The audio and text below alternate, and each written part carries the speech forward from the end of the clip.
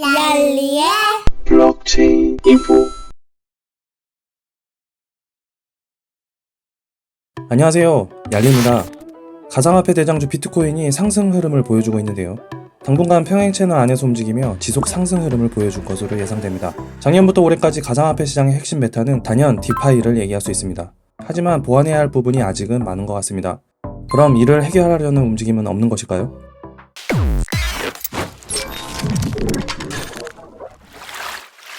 탈중앙 금융, 즉 디파이가 처음으로 블록체인 시장에 등장했을 때 정말 획기적이었습니다. 단순히 이체 서비스로만 여겨지던 암호화폐가 투자자와 프로토콜 간 토큰을 예치하고 대출하는 등의 금융 활동이 이 디파이 서비스를 통해 가능해졌기 때문이죠. 참고로 디파이 플랫폼에서 유동성 공급을 통해 제공받는 높은 APY 수익률은 정말 매력적이라고 할 수 있지만, 이 높은 APY 수익률이 유지되기 위해서는 지속적인 유동성 공급이 이루어져야 합니다. 참고로 디파이 1.0이라 불리우는 초기 디파이 플랫폼의 경우 대부분의 예치금이 큰 송고래들에게 의존하기에 그들의 움직임에 플랫폼 자체가 휘청거리는 문제점이 발생되었었습니다. 이런 문제점을 해결하기 위해 디파이 2.0이 출시되었었는데요. 핵심은 유동성 공급된 공급풀에 대한 권한을 디파이 1.0처럼 개인이 나눠가는 것이 아닌 프로토콜이 소유하게 되는 것입니다. 하지만 디파이 2.0에서도 초반에는 높은 API로 예치금이 쌓이다가 1년이 지나 자금력이 있는 고래들이 대량 매도 시 가격이 폭락하는 문제를 피할 수는 없었습니다. 특히 큰 힘을 갖고 있는 프로젝트가 먹튀할 가능성도 존재했고요. 이런 점을 방지하기 위해 디파이 2.0의 경우 커뮤니티의 역할이 더욱 중요해지고 있습니다. 결국 디파이 1.0과 2.0은 장단점이 교묘하게 섞여 있다고 볼 수 있는데요. 오늘 살펴보려는 이그나이트 파이낸스에서는 디파이 3.0이라는 새로운 모델을 제시하고 있습니다.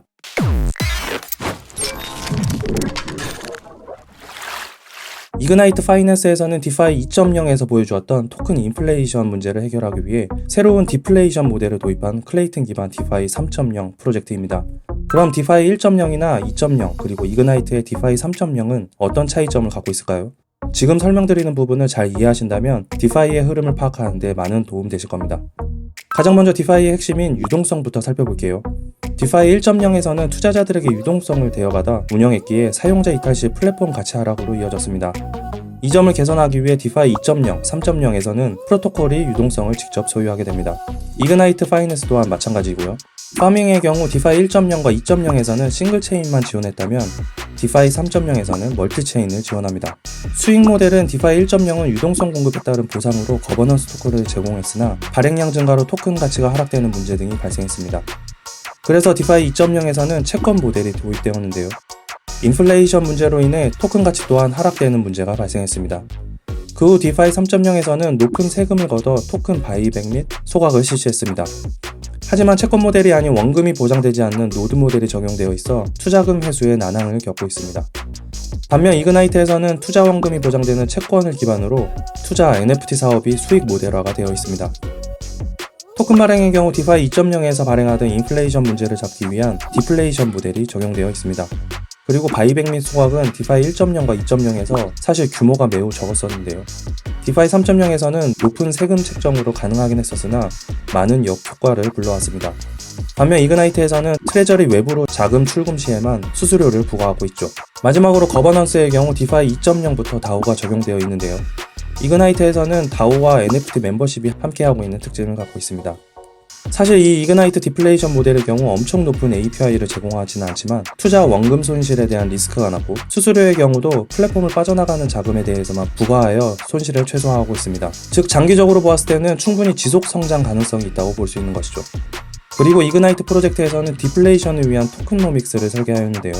가장 먼저 멀티체인을 통해 트레저리 자산 수익성 변동폭을 최소화하였습니다. 특히 컨트랙트상 자동화 로직의 바이백 및 소각을 통해 상시 발행량을 조절하여 인플레이션을 막는다고 할 수 있습니다.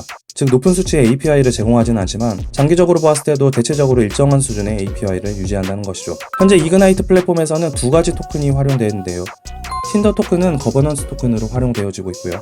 플레임 토큰은 보상 토큰으로 활용되고 있습니다. 실제로 바이백 및 소각 진행되는 토큰은 틴더 토큰이라고 할 수 있습니다. 참고로 이그나이트 프로젝트에서는 장기 홀더들을 위한 다양한 수익 장치들을 마련해 놓았는데요. 그중 하나가 파밍 해저 서비스 FAAS, FAS라고 할 수 있습니다. 이 FAS에 참여하기 위해서는 불칸 NFT를 보유해야 참여할 수 있습니다. 이 불칸 NFT와 플레임 토큰을 홀딩 시 추가 리워드가 제공되는 것이죠. 참고로 이 불칸 NFT는 1000개로 한정 판매되며 자격은 플레임 토큰을 오래 스테이킹한 상위권자에게 구매 자격이 주어지게 되니 스테이커들에게는 꽤나 매력적이라고 할 수 있습니다. 현재 이그나이트 파이낸스에서는 지난 3월 17일부터 4월 3일까지 IDO 화이트 리스팅 이벤트가 진행되고 있다고 하니 관심 있으신 분들은 꼭 참여해보시면 좋을 것 같습니다. 그리고 얼마 전 이그나이트 파이낸스에서는 어슈어 디파이로부터 KYC 인증을 받았다고 하니 러그풀에 대한 걱정을 덜어놓으셔도 좋을 것 같네요. 오늘 이렇게 알류와 함께 알아본 이그나이트 파이낸스. 해당 플랫폼에서는 기존 디파이 1.0과 2.0의 문제점들을 해결하고자 하였으며 기본 디파이 3.0 모델에 그들만의 독자적인 디플레이션 토큰노믹스를 적용하여 타 플랫폼과는 차별성을 두고 있다는 점이 가장 인상 깊었습니다. 특히 IDO 종료 후에도 파스를 통해 장기 홀더들에게 많은 혜택을 부여하고 이를 통해 플랫폼의 장기 안전성을 꾀하려 하고 있다는 점이 매력적이라고 할 수 있겠네요. 오늘도 많은 도움 되셨나요? 이상으로 블록체인 인포의 얄리였습니다. 얄리의 Blockchain Info